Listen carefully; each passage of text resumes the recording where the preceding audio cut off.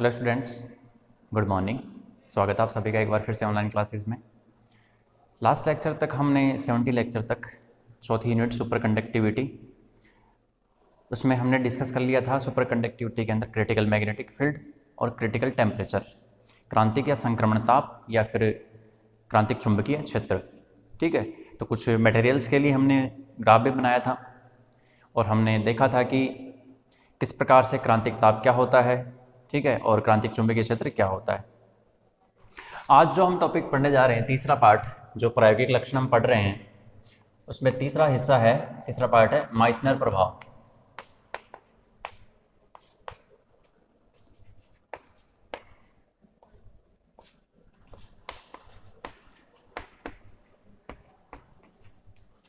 Meissner effect, इसको माइसनर प्रभाव बोला जाता है, मेसनर इफेक्ट, माइनर इफेक्ट जो भी हम बोल सकते हैं। ये क्या होता है?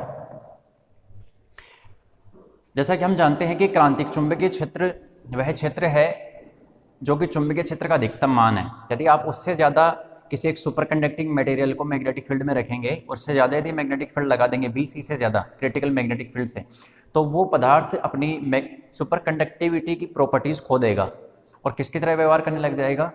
एक नॉर्मल मेटल की तरह, सामान्य धातु की तरह व्यवहार करने लग जाता है। ठीक है, और ऐसे ही क्रिटिकल टेम्परेचर होता है, संक्रमण ताप, क्रिटिकल टेम्परेचर या फिर ट्रांजिशन टेम्परेचर, संक्रमण ताप, कि कुछ एक पर्टिकुलर टेम्परेचर होता है जहां तक वो सुपर कंडक्टिविटी की प्रॉपर्टीज़ मेंटेन रखता है। उससे ज़्यादा यदि आप गर्म कर दोगे तो फिर वो प्रॉपर्टीज़ खत्म कर देगा। ठीक है, तो यदि हम किसी एक धातु को, किसी पदार्थ को, किसी अतिचालक पदार्थ को बाह्य चुंबकीय क्षेत्र में रख कर, ठीक है, जैसे कि यदि हम यहाँ पर देखें कि मान लो कि अपने पास कोई सुपर कंडक्टिंग मटेरियल है, इसको यदि हम एक्सटर्नल मैग्नेटिक फील्ड में रखते हैं, ठीक है, और ध्यान रखना जो टेम्परेचर है वो ट्रांजिशन टेम्परेचर के, क्रिटिकल टेम्परेचर या ट्रांजिशन टेम्परेचर से ज़्यादा है, तो उस कंडीशन में तो इस पदार्थ के अंदर चुंबकीय बल रेखाएं मौजूद रहती हैं।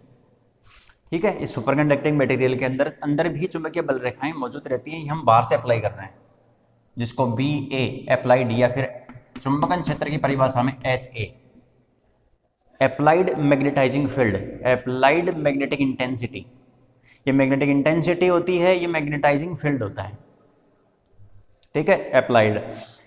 तो यदि किसी एक अतिचालक पदार्थ को बाह्य चुंबकीय क्षेत्र में रखने पर जब उसे क्रांतिक ताप से नीचे ठंडा किया जाता है, क्रांतिक ताप से नीचे ठंडा किया जाता है,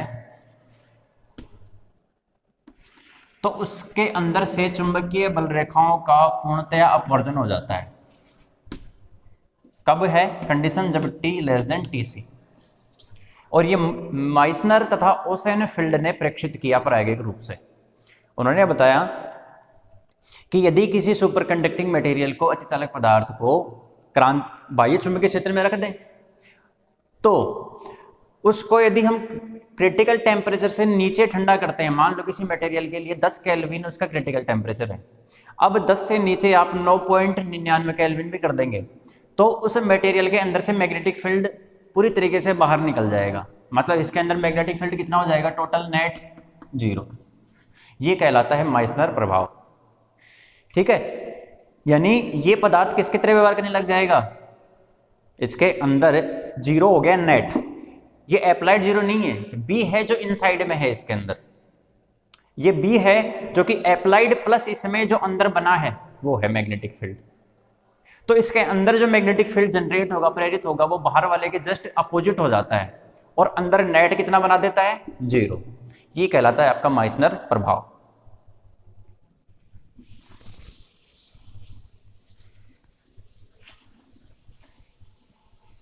यानी जब किसी मटेरियल को बाह्य चुंबकीय क्षेत्र में रख कर उसको हम क्रिटिकल टेम्परेचर से नीचे ठंडा करें, तो वो सुपर कंडक्टिंग मटेरियल अपनी एक परफेक्ट डाईमैग्नेटिक मटेरियल की तरह व्यवहार करता है, क्योंकि चुंबकीय क्षेत्र रेखाओं का, चुंबकीय बल रेखाओं का पूर्ण अपवर्जन तो तभी हो सकता है ना जब अंदर वो किसकी तरह बिहेव करे? एक प्रतिचुंबक पदार्थ की तरह। तो इसमें लिखो, जब किसी अतिचालक पदार्थ को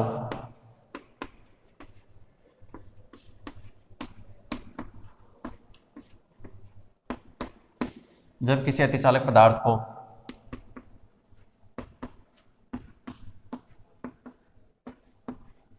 बाह्य चुंबकीय क्षेत्र में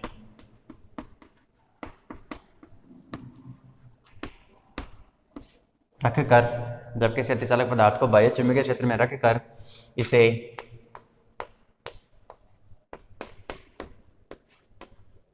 क्रांतिक ताप ब्रैकेट में लिख देना Tc से नीचे का मतलब है कम ताप पर, इसे क्रांतिक ताप से नीचे ठंडा किया जाता है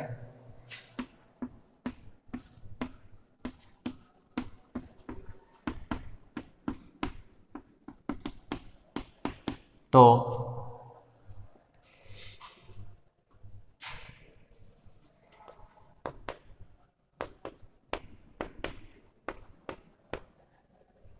इस पदार्थ से जब इसको नीचे ठंडा किया जाता है, ठीक है, तो होगा क्या कि इस पदार्थ से चुंबकीय बल रेखाएं बाहर की ओर विस्थापित होने लग जाती हैं।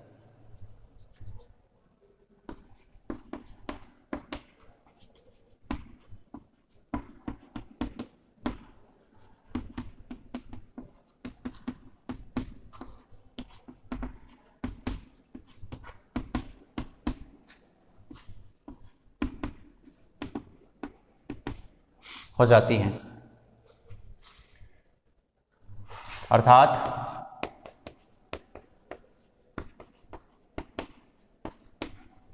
चुंबकीय बल रेखाओं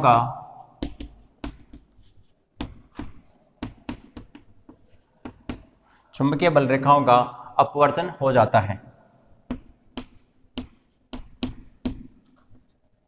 अपवर्जन का मतलब होता है एक्सक्लूजन, यानी बाहर फेंक देना।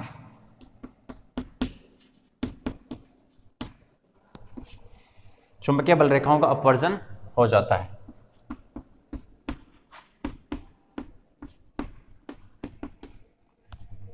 तो ये प्रभाव देखा जाता है, इसे क्या बोला जाता है? माइसनर प्रभाव।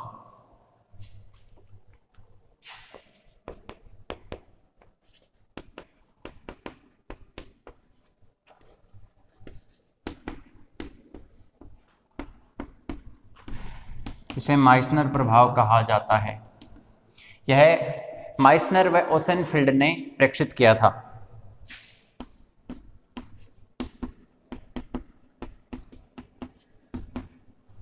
माइसनर ने और ओसेनफील्ड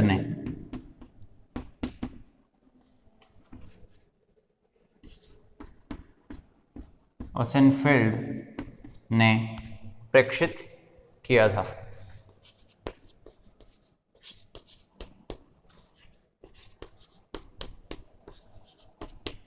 लिखो इसको।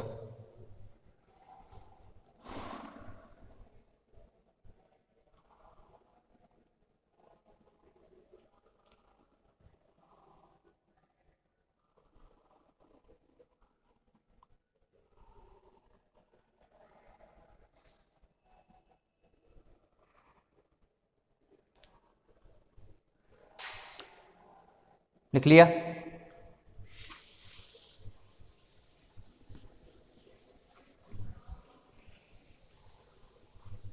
इसका मतलब ये है कि यदि हम किसी मटेरियल को रखें, सुपर कंडक्टिंग मटेरियल को, और टेम्परेचर को Tc से कम कर दें, तो उस नमूने के अंदर, उस सैंपल के अंदर मैग्नेटिक फील्ड कितना हो जाएगा? 0 हो जाएगा।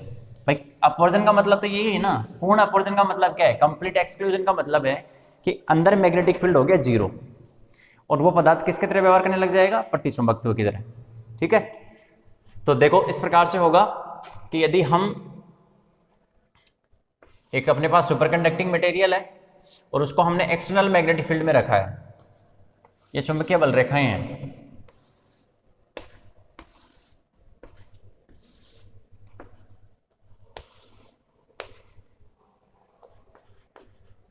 अप्लाइड मैग्नेटिक फील्ड, यहां पर T ग्रेटर है Tc से, तभी अंदर से ये पदार्थ कैसा है? अतिचालक पदार्थ।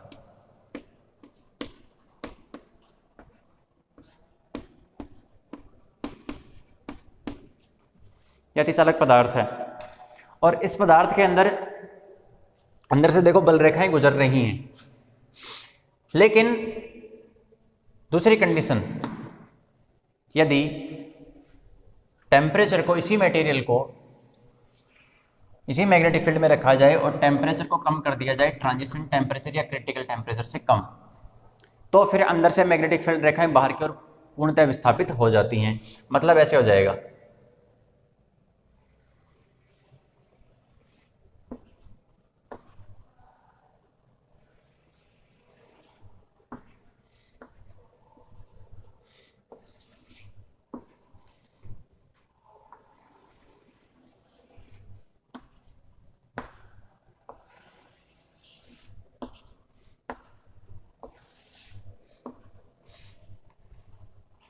ये क्या कर देगा, इसके अंदर क्या बन जाएगा नमूने में, b बराबर 0। बी ए 0 नहीं है, बी ए तो अभी भी यहां पर अप्लाइड है। ये रहा, सैंपल के अंदर कितना बच गया, नेट 0 हो गया। ये किसकी तरह व्यवहार करेगा, प्रतिचुंबकत्व की तरह व्यवहार करेगा।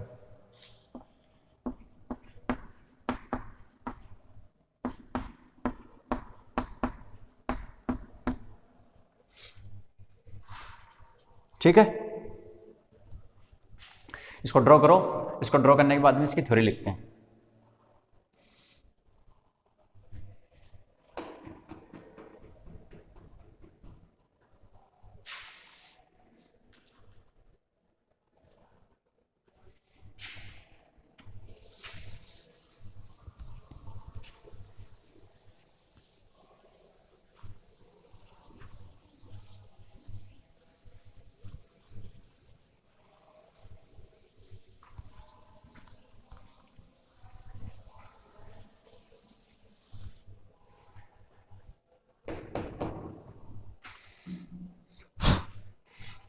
चित्रानुसार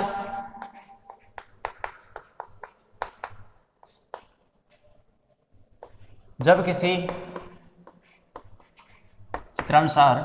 किसी अतिचालक पदार्थ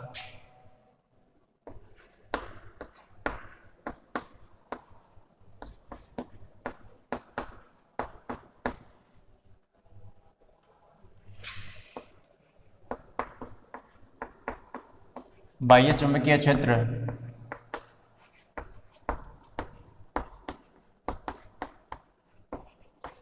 जब किसी अतिचालक पदार्थ को बाह्य चुंबकीय क्षेत्र बी ए, अप्लाइड मैग्नेटिक फील्ड, बाह्य चुंबकीय क्षेत्र या आरोपित चुंबकीय क्षेत्र में क्रांतिक ताप Tc से अधिक ताप पर रखा जाता है,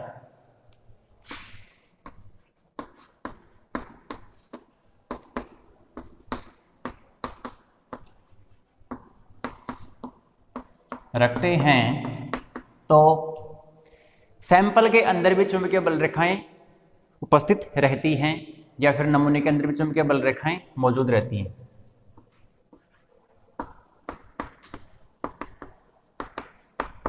नमूने के अंदर भी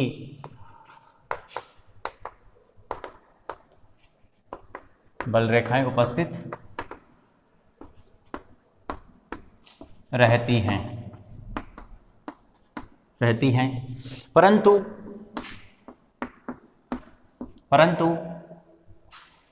इसी नमूने के अंदर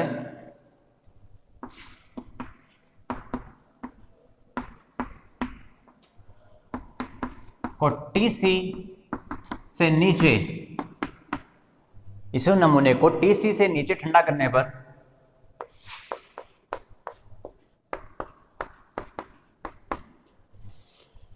चित्रानुसार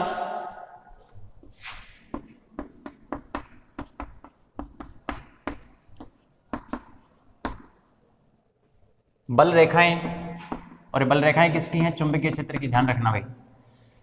रखने पर चित्रानुसार चुंबकीय बल रेखाएं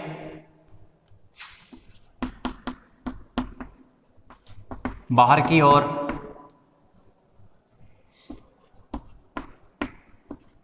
अपवर्जित हो जाती हैं।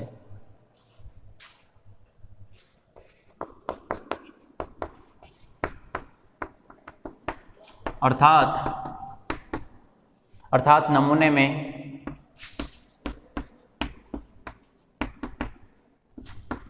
B बराबर 0 हो जाता है। मैग्नेटिक फील्ड कितना हो जाता है? चुंबकीय क्षेत्र 0 हो जाता है। तो अब देखिए ये कंडीशन है, कितना हो गया? 0 हो गया। इसका मतलब ये हुआ अर्थात नमूने में B बराबर 0 हो जाता है। अतः पदार्थ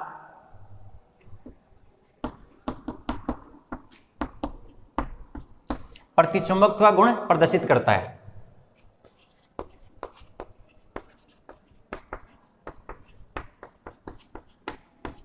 प्रतिचुंबकत्व गुण प्रदर्शित करता है।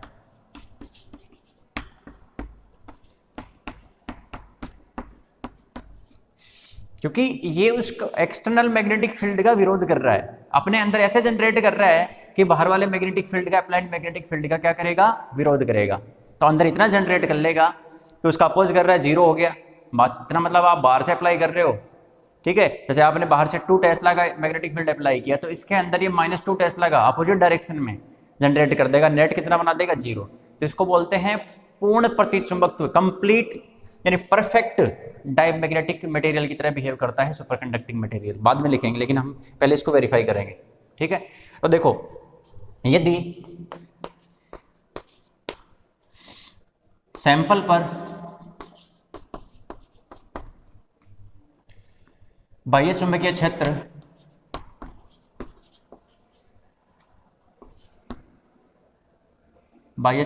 क्षेत्र BA लगाया जाता है या आरोपित किया जाता है,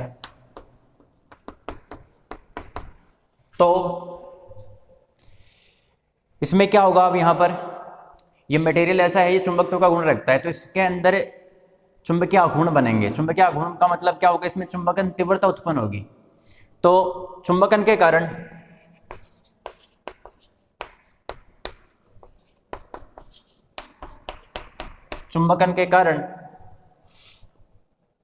इसमें निम्न चुंबकीय क्षेत्र बनेगा, निम्न चुंबकीय क्षेत्र बनेगा। हम वो कंडीशन निकालना चाहते हैं, मैं वो कंडीशन निकालने जा रहा हूं कि काई की वैल्यू -1 आ जाए। काई की वैल्यू, चुंबकीय प्रवृत्ति काई m, यदि उसकी वैल्यू -1 आ जाएगी तो हम कहेंगे कि ये परफेक्ट डायमैग्नेटिक मटेरियल की तरह बिहेव करेगा। लिखो इसको।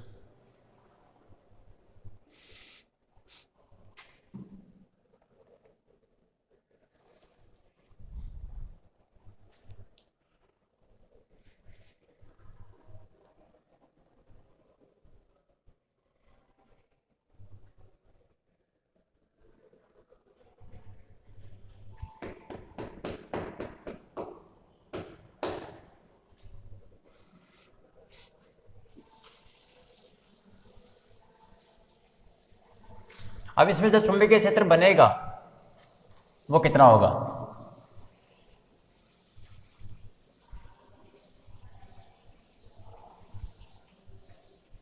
जो नेट चुंबकीय क्षेत्र इसमें बनेगा वो होगा अप्लाइड प्लस इंड्यूस, यही होगा।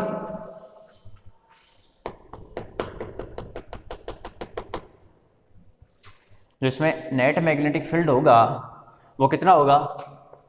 B बराबर, ये नेट है, वो होगा अप्लाइड प्लस B इंड्यूस्ड। इसी के बराबर होगा भाई, कितना आपने अप्लाई किया, कितना इंड्यूस हुआ, दोनों का वेक्टर सम क्या होगा? जो आपने नेट देख रहे हो, ठीक है। आप इसको लिख सकते हो B नेट। तो ये B अप्लाइड कितना है? ये तो है μ0HA, क्योंकि B बराबर होता है μ0H। HA applied magnetising field है, आरोपित चुंबकन क्षेत्र, ये चुंबकीय क्षेत्र है, ये चुंबकन क्षेत्र है, प्लस ये कितना होगा? B induced. B इंड्यूस्ड कितना होता है इसके अंदर? μ0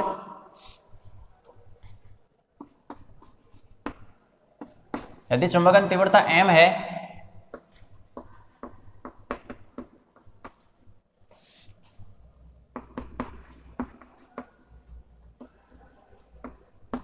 चुंबकन तीव्रता है।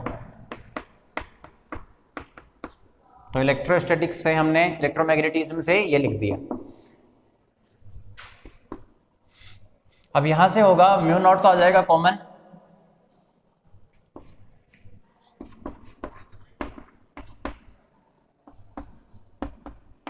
ठीक है, H A vector plus M vector, और इधर क्या है बी नेट। अब चूंकि देखो जब t लेस देन टीसी की कंडीशन है, जब t लेस देन टीसी की कंडीशन है तो फिर ये बी नेट कितना है 0। चूंकि t लेस देन टीसी होने पर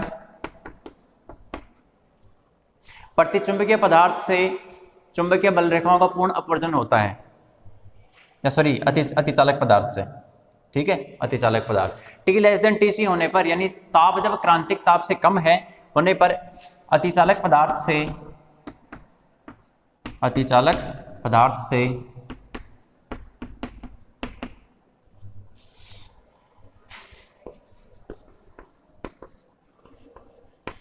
चुंबकीय बल रेखाएं या क्षेत्र रेखाएं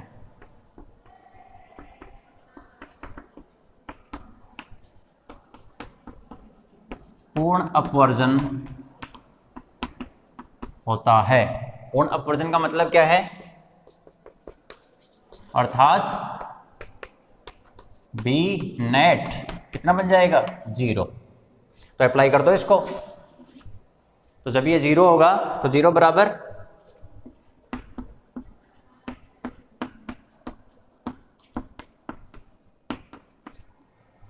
सुपर कंडक्टिंग मटेरियल के लिए इसकी वैल्यू देखना चाहते हैं कितनी आती है, तो यहां से या कि जो एच ए वेक्टर है, अब म्यू नॉट थोड़ी 0 होता है, म्यू नॉट तो 4 पाई गुणा 10 की घात -7 होता है, प्लस एम वेक्टर बराबर 0, या जो एम वेक्टर है वो है -एच ए वेक्टर।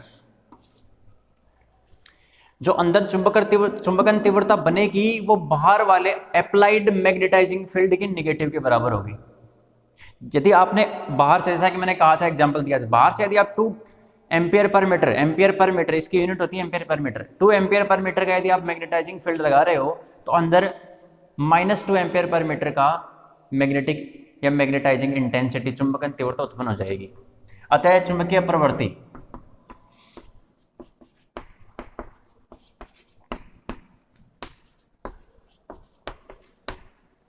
चुंबकीय प्रवृत्ति काई क्या होती है, काई m बराबर होता है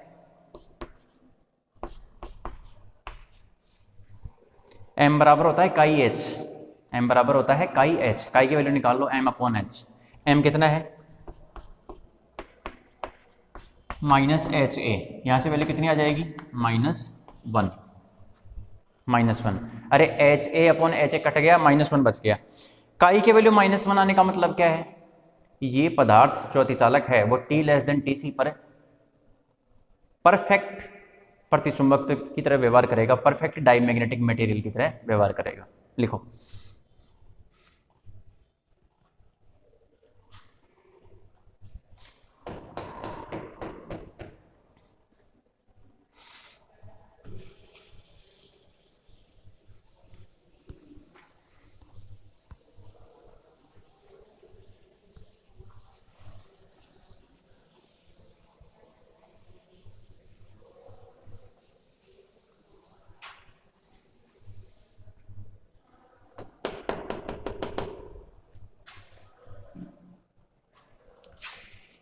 अतः पदार्थ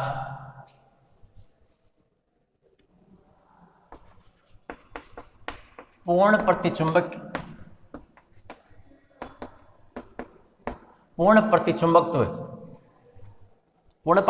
मतलब काई m बराबर -1।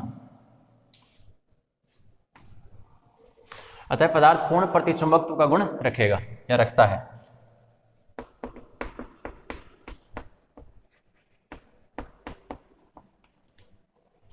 तो super conducting material perfect diamagnetic material होते हैं। एक लाइन याद रखना, जो सुपर कंडक्टिंग मटेरियल होते हैं वो परफेक्ट डाईमैग्नेटिक मटेरियल की तरह बिहेव करते हैं t लेस देन टीसी पर।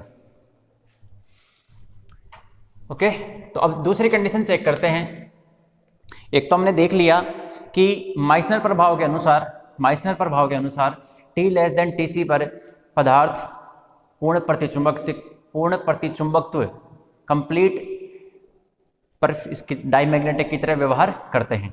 किसके हिसाब से? माइसनर प्रभाव के अनुसार। प्रतिचुंबकत्व का मतलब है कि B बराबर कितना होगा? 0 होगा। अब हम एक दूसरी कंडीशन निकालते हैं अतिचालक पदार्थों के लिए। चूंकि ओम के नियमानुसार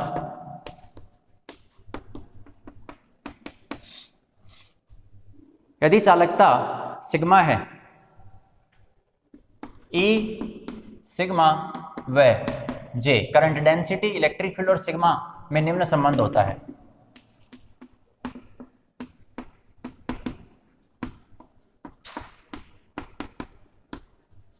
क्योंकि है तो ये भी मेटल्स ना, मटेरियल्स ही तो हैं।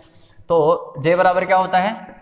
सिग्मा E वेक्टर, या फिर J बराबर सिग्मा E परिमाण में। तो यहां से देखिए इलेक्ट्रिक फील्ड की वैल्यू कितनी आ जाएगी? J अपॉन सिग्मा, और 1 अपॉन सिग्मा क्या होता है?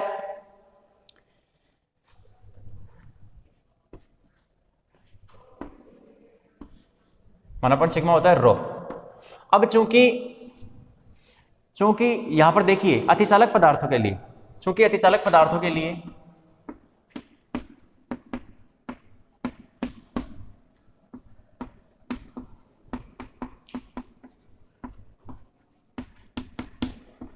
रो बराबर क्या होता है?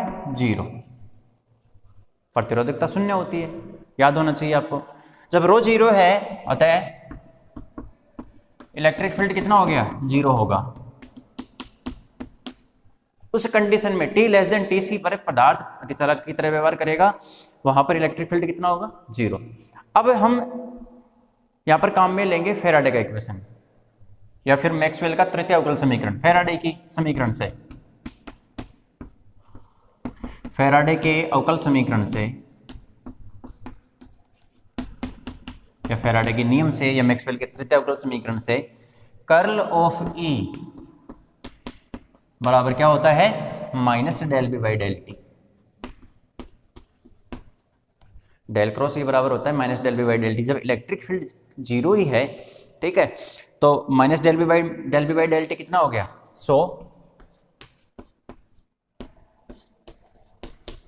0। या मतलब मैग्नेटिक फील्ड का टाइम के साथ जो डेरिवेटिव है, समय के सापेक्ष जो डेरिवेटिव वो 0 है। मतलब मैग्नेटिक फील्ड टाइम के ऊपर डिपेंड नहीं कर रहा। मैग्नेटिक फील्ड कैसा है? नियत है।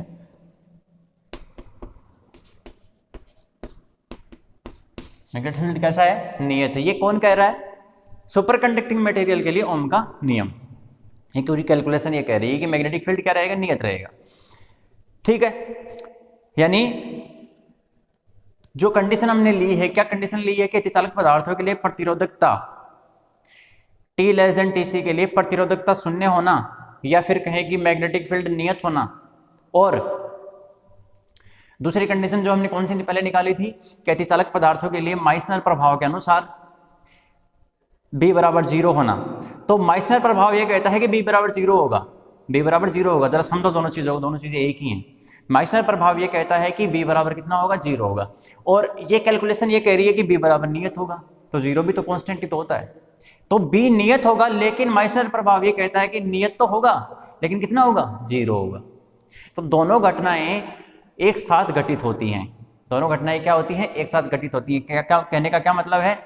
कि प्रतिरोधकता 0 होना, प्रतिरोधकता 0 होने का मतलब है कि मैग्नेटिक फील्ड नियत होना। अतिचालक पदार्थों के अंदर T लेस देन टीसी पर प्रतिरोधकता 0 होना, या तथा माइसनर प्रभाव के अनुसार चुंबकीय बल रेखाओं का पूर्ण अपवर्जन या प्रतिचुंबकत्व की तरह व्यवहार करना, दोनों एक स्वतंत्र घटनाएं हैं जो कि एक साथ घटित होती हैं। इसको हम लिखेंगे, लेकिन इसको पहले लिख लो आप।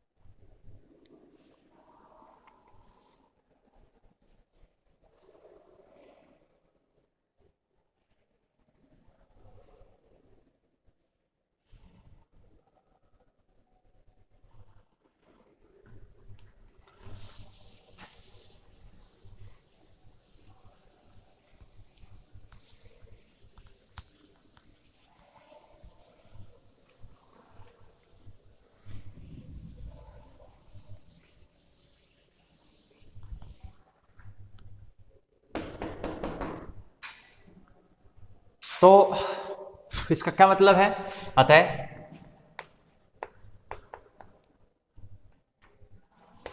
T लेस देन TC पर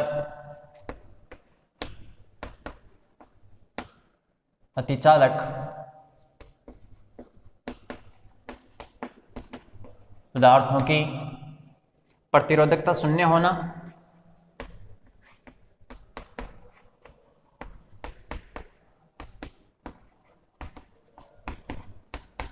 क्योंकि यदि B नियत है तो B नियत तभी हो सकता है जब रो बराबर 0 हो।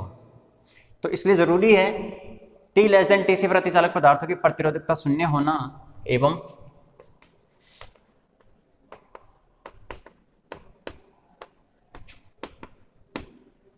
माइसनर प्रभाव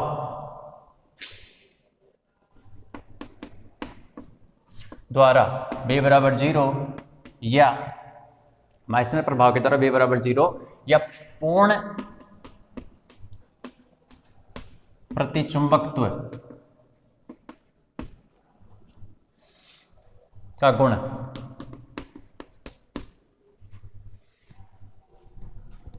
रखना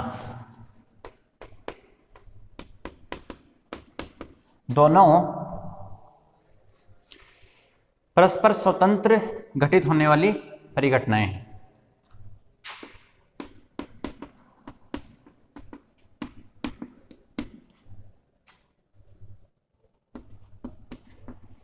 जो कि एक साथ घटित होती हैं। दोनों परस्पर स्वतंत्र परिघटनाएं हैं जो एक साथ घटित होती हैं, एक साथ जनरेट होती हैं ये दोनों।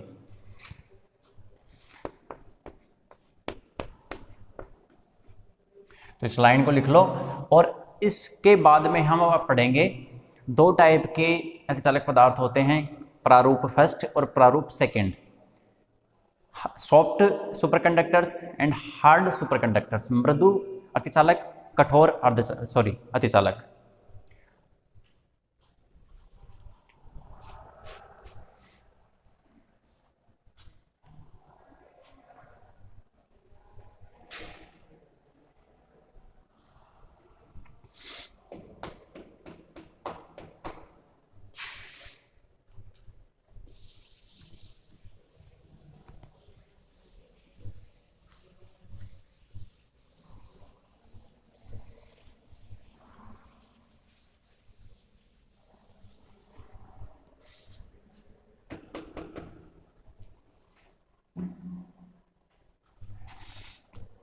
अगला टॉपिक डाल लो, प्रारूप फर्स्ट मतलब मृदु अतिचालक।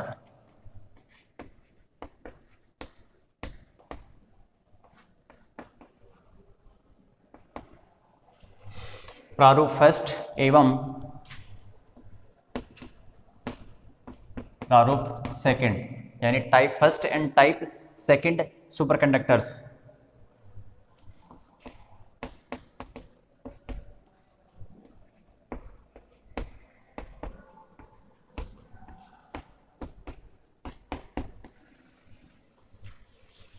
अब कुछ मटेरियल्स ऐसे होते हैं जो कि पूरी तरीके से माइसनर प्रभाव को फॉलो करते हैं, ठीक है, मतलब जिनको बाह्य चुंबकीय क्षेत्र में रखने पर वे माइसनर प्रभाव का पूर्ण तरीके से पालन करते हैं, कंप्लीटली जो माइसनर इफेक्ट को फॉलो करेंगे वो कहलाएंगे प्रारूप फर्स्ट। और इसके एग्जाम्पल हैं एल्यूमिनियम, जिंक, टिन, मरकरी,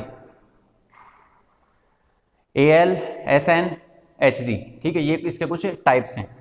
लेकिन इनका टेक्निकल उपयोग कम होता है, ठीक है। हम देखेंगे इसका जो तकनीकी उपयोग है, यहाँ पर हम अतिचालक पदार्थों से इनको यहाँ पर हम मैग्नेट्स बनाते हैं, जिसको क्या बोलते हैं, सुपर कंडक्टिंग मैग्नेट्स।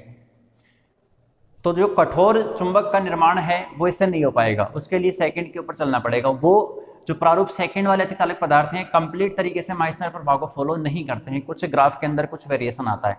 अभी बीच में एक कंडीशन आई थी अपने पास कि जो अप्लाइड मैग्नेटिक फील्ड है और प्लस बी इंड्यूस है, ठीक है, ये किसके बराबर था, 0 के बराबर, यही था।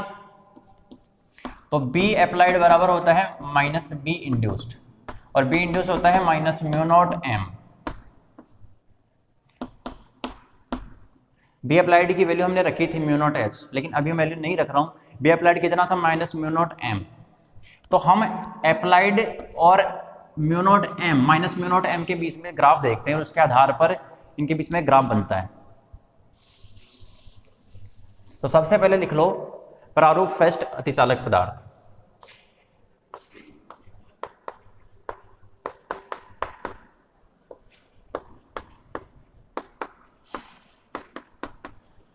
प्रारूप फेस्ट अतिचालक पदार्थ, इसमें लिखना है ऐसे पदार्थ, पहले समझो इस चीज को, ऐसे पदार्थ जिनको बाह्य चुंबकीय क्षेत्र में रखने पर वे पूरी तरीके से माइसनर प्रभाव को फॉलो करते हैं या पूरी तरीके से माइसनर प्रभाव का पालन करते हैं, वे कहलाते हैं प्रारूप फेस्ट या सॉफ्ट सुपरकंडक्टर्स।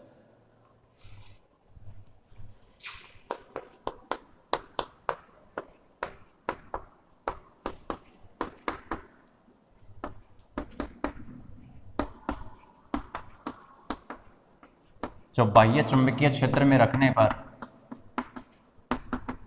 ऐसे पदार्थ जो बाह्य चुंबकीय क्षेत्र में रखने पर पूर्ण रूप से माइसनर प्रभाव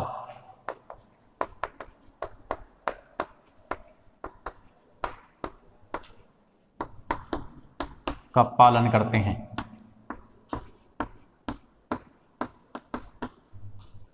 अर्थात इनके अंदर T लेस देन TC के लिए पूर्ण रूप से चुंबकीय बल रेखाओं का अपवर्जन हो जाएगा। ऐसे पदार्थ जो बाह्य चुंबकीय क्षेत्र में रखने पर पूर्ण रूप से माइसनर प्रभाव का पालन करते हैं प्रारूप फेस्ट या मृदु अतिचालक कहलाते हैं।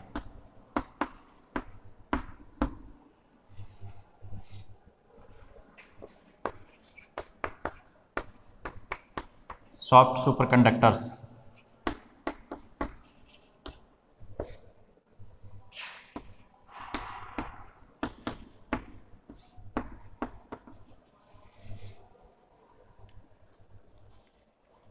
ठीक है, इनका यदि हम उपयोग देखें, इनका तकनीकी उपयोग सीमित है, क्योंकि इनके द्वारा हम हायर मैग्नेटिक फील्ड अप्लाई मतलब जनरेट नहीं कर सकते। इसका जो ग्राफ आता है वो कुछ इस प्रकार से आता है, देखो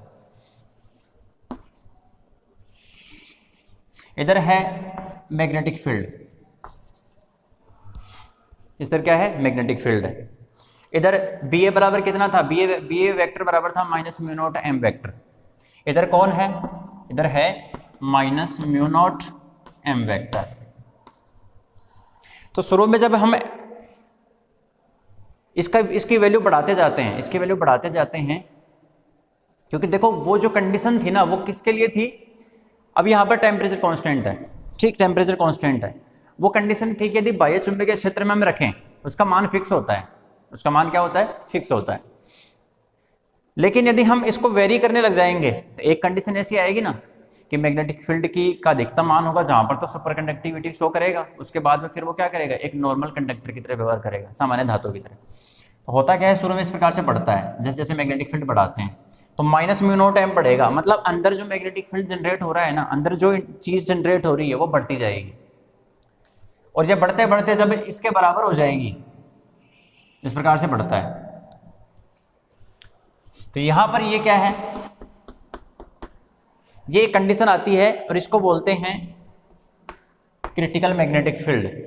इसके बाद में यहां तक ये जो पदार्थ है ये है अतिचालक या फिर अतिचालक अवस्था।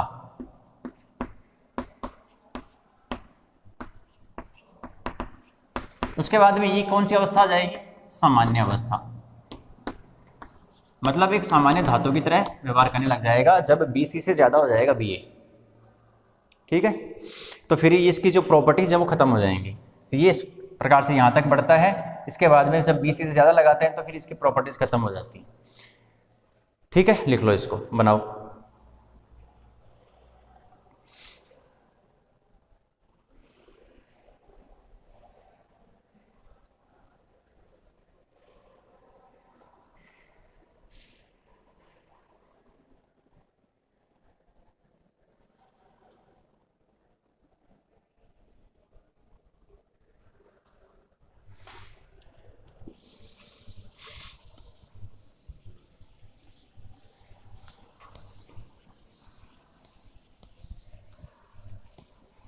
तो ये इस टाइप के मटेरियल होते हैं, ये इस टाइप के मटेरियल होते हैं प्रारूपस्थ अतिचालक पदार्थ, जिनका जो क्रिटिकल मैग्नेटिक फील्ड है वो भी कम होता है और इनका जो क्रिटिकल टेम्परेचर है, जो क्रांतिक ताप है या संक्रमण ताप है, वो भी कम होता है। इसलिए इस दृष्टि से इनका टेक्निकल यूज या तकनीकी दृष्टि से इनका उपयोग बहुत कम होता है, नेग्लिजिबल होता है, क्योंकि इसकी सहायता से हम ज़्यादा, क्योंकि देखो जब बीसी की वैल्यू कम है, मतलब ये तो जब थोड़ा सा भी मैग्नेटिक फील्ड अप्लाई करेंगे ना, फॉर एग्जांपल 0.1 टेस्ला इतना ही होता है इनका, 0.1 टेस्ला से ज़्यादा इनसे मैग्नेटिक फील्ड प्रोड्यूस नहीं किया जा सकता, तो ये इनकी प्रॉपर्टी खत्म हो जाती है। तो इसमें लिखो एक गुण इसका कि इन, पहले तो इसके एग्जांपल लिखो, उदाहरण एल्यूमिनियम, जिंक, टिन और मरकरी, इनमें से 2-3 तुम्हें याद रहें तो याद कर लेना। एल्यूमिनियम, मरकरी, ये सब इसके एग्जांपल हैं।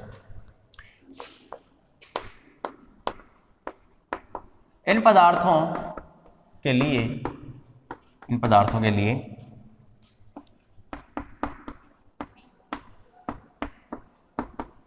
क्रांतिक ताप Tc एवं क्रांतिक चुंबकीय क्षेत्र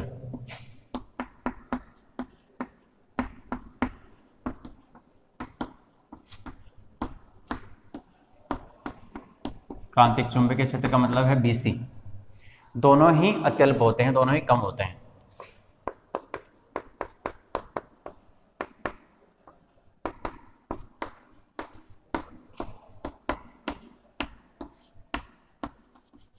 चाहे इसकी क्रिटिकल टेम्परेचर की बात करें Tc की, या फिर Bc की बात करें क्रांतिक चुंबकीय क्षेत्र की, दोनों का मान कम होता है। अतः इनका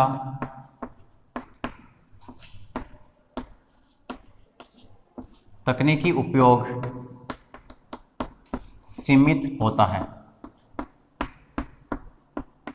सीमित है। इनका टेक्निकल जो यूज है, टेक्निकल बेनिफिट्स वो बहुत कम है। इनके द्वारा हम हायर मैग्नेटिक फील्ड प्रोड्यूस नहीं कर सकते, ठीक है। ऐसा मैग्नेट नहीं बना सकते जो कि जिसकी इंटेंसिटी ज़्यादा हो। और ये जो सुपर कंडक्टिविटी का यूज़ किया जाता है, इसके द्वारा सुपर कंडक्टिंग मैग्नेट्स बनाई जाती हैं, अतिचालक चुंबक, ठीक है, अतिचालक चुंबकीय पदार्थ बनाए जाते हैं, जिनके आधार पर जो सुपर कंडक्टिंग ट्रेन चलती हैं वो क्या करते हैं, पटरी से कुछ ऊपर उठ के चलती हैं, क्योंकि वो एक्सक्लूजन करती हैं, बाहर वाले जो मैग्नेटिक फील्ड है उसका क्या करते हैं, विरोध करती हैं। तो इसके टेक्निकल यूज हैं ये, ठीक है। अब जैसा कि हमने पहले पढ़ा था कि इनकी प्रतिरोधकता शून्य होती है, दृष्ट धारा प्रतिरोध शून्य होता है। तो यदि इनकी हम एक रिंग बनाएं, एक वलय बनाएं और उसमें एक बार धारा प्रवाहित करके छोड़ते हैं तो वो अनंत काल तक प्रवाहित होती रहती है। लेकिन इसके द्वारा जो वलय बनाई जाएगी उसका मैग्नेटिक फील्ड बहुत कम होगा, ठीक है।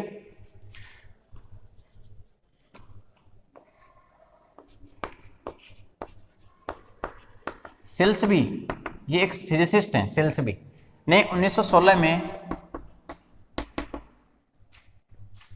ज्ञात किया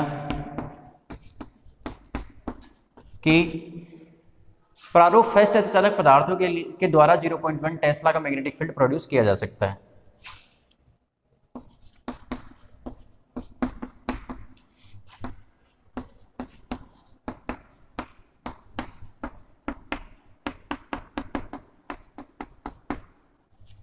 .1 टेस्ला,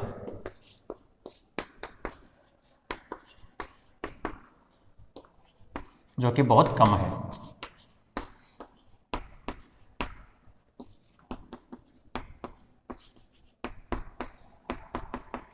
मतलब इन्होंने प्राप्त किया था 0.1 टेस्ला का मैग्नेटिक फील्ड, लिखो इसको।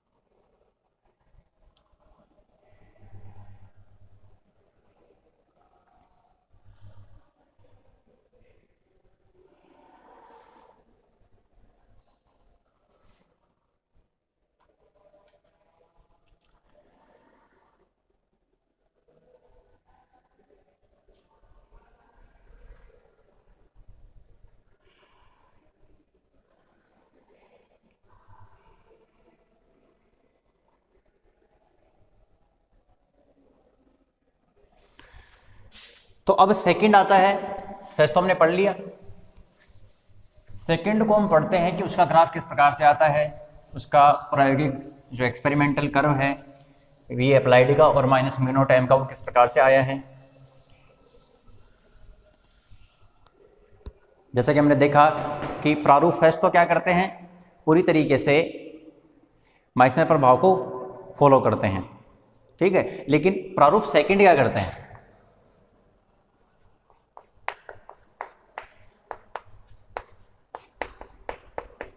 प्रारूप सेकंड अतिचालक पदार्थ, प्रारूप सेकंड अतिचालक पदार्थ या फिर type second super conducting material. तो ये पदार्थ पूर्णतया माइसनर प्रभाव का पालन नहीं करते हैं, ये पदार्थ पूर्णतया माइसनर प्रभाव का पालन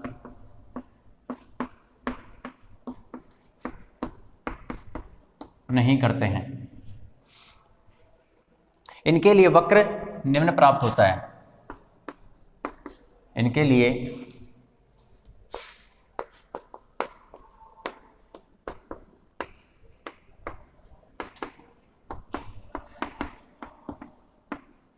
इसका एग्जाम्पल है टेंटलम और नायोबियम।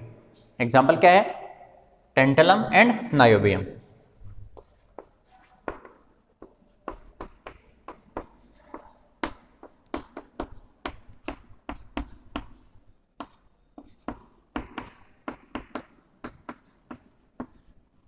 नायोबियम, ये टेंटलम और नायोबियम इसके परफेक्ट एग्जाम्पल हैं और इनके लिए ग्राफ इस प्रकार का आता है। ग्राफ याद रखना, ग्राफ याद रहेगा तो सब कुछ याद रह जाएगी, थ्योरी भी। इधर है minus mu naught M vector, इधर है magnetic field, applied magnetic field. Okay, तो इन मटेरियल्स के अंदर जब B की वैल्यू भाई आना तो इस प्रकार से चाहिए, लेकिन यहां तक तो क्या होता है,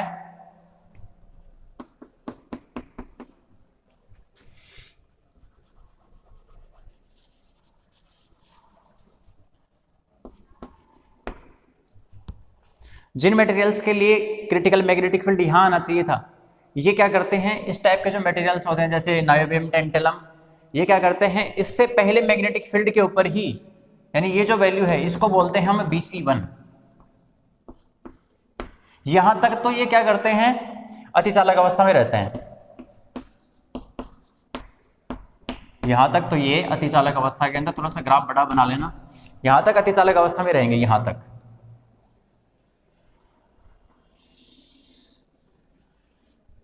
लेकिन इसके बाद जब मैग्नेटिक फील्ड अप्लाई करते हैं तो एकदम से इनका मान जीरो नहीं होता है, एकदम से जीरो नहीं होता है। ये माइनस म्यू नॉट एम, यानी एकदम से इनकी जो सुपर कंडक्टिविटी की जो प्रॉपर्टी वो खत्म नहीं होती है।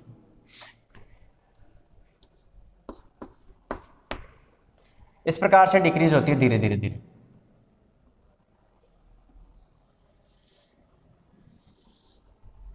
और कहां पर जाके जीरो होती है, BC2 पर। ये जो बीच की कंडीशन है, यानी यहां पर पदार्थ, यहां पर सामान्य धातु की तरह व्यवहार करेगा, सामान्य अवस्था, ये है सामान्य अवस्था। ये जो बीच की अवस्था मिलती है, देखो ध्यान रखना, BC2 के बाद में इनके इसके लिए क्या होगा, जो विद्युतीय अवस्था मिलेगी वो यहां पर मिलेगी, इससे पहले नहीं मिलेगी। कंप्लीटली E बराबर जीरो कहां होगा, BC1 से पहले, क्योंकि ये क्या है, सुपर कंडक्टिंग स्टेट है। ये मिक्स्ड स्टेट होती है, मिश्रित अवस्था बोला जाता है इसको बोला जाता है मिश्रित अवस्था।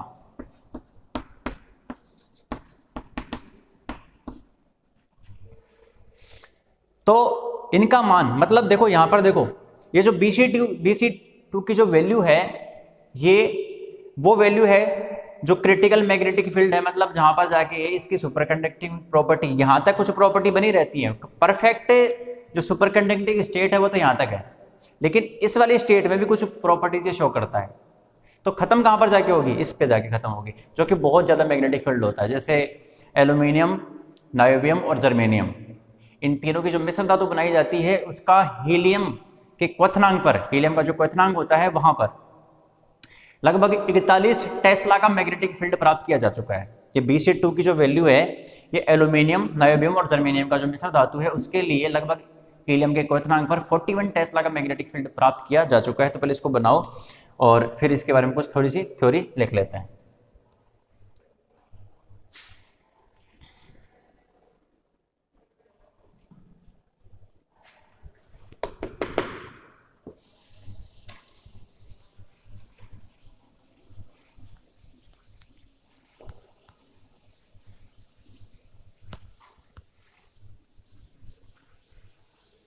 तो इसमें लिखो कि चित्रानुसार या वक्र के अनुसार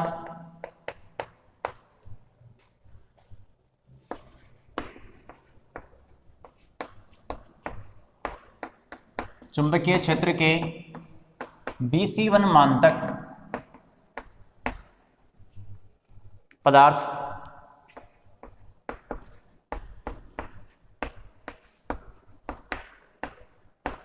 अतिचालक अवस्था प्रदर्शित करता है।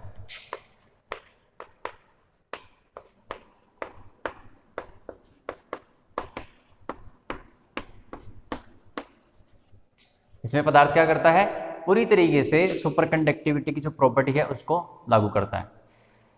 उसके बाद में इससे अधिक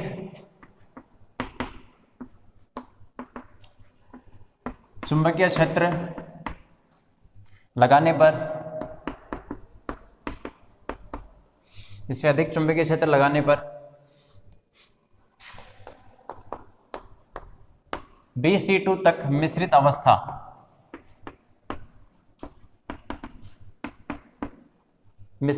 प्रदर्शित करता है। मतलब उसमें कुछ गुण नॉर्मल मेटल की तरह होंगे, कुछ उसमें गुण होंगे सुपर कंडक्टिंग मटेरियल की तरह।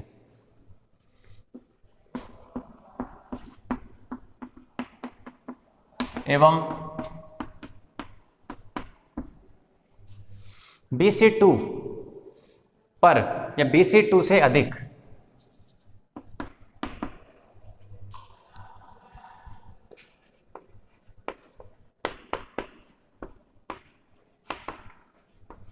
इससे ज्यादा यदि हम चुंबकन क्षेत्र अप्लाई कर देंगे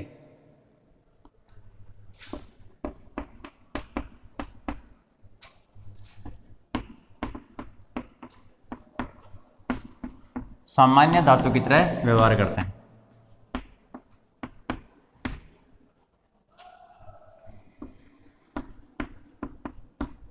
सामान्य धातु की तरह व्यवहार करते हैं, नॉर्मल मेटल की तरह, नॉर्मल मटेरियल की तरह। तो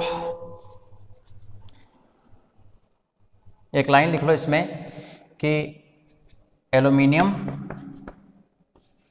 जर्मेनियम, नायोबियम की मिश्र धातु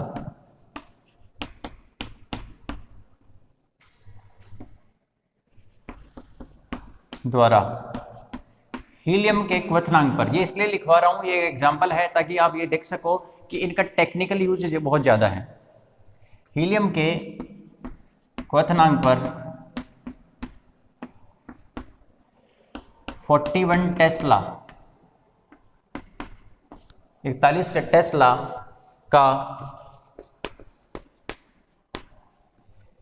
उच्च चुंबकीय क्षेत्र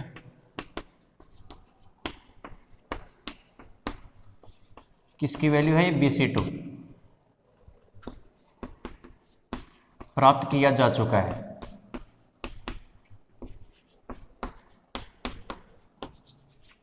इतना हाई मैग्नेटिक फील्ड डेवलप किया जा चुका है। अतः इनके द्वारा हम इसलिए इनको हार्ड कहते हैं, हार्ड सुपरकंडक्टर्स कहते हैं, क्योंकि इनका टेक्निकल यूज बहुत ज़्यादा है, इनका तकनीकी उपयोग बहुत ज़्यादा है कि इनके द्वारा उच्च चुंबकीय क्षेत्र उत्पन्न किया जा सकता है। अतः इनके द्वारा उच्च चुंबकीय क्षेत्र उत्पन्न किया जा सकता है। इनके द्वारा उच्च चुंबकीय क्षेत्र उत्पन्न किया जा सकता है। लिखो।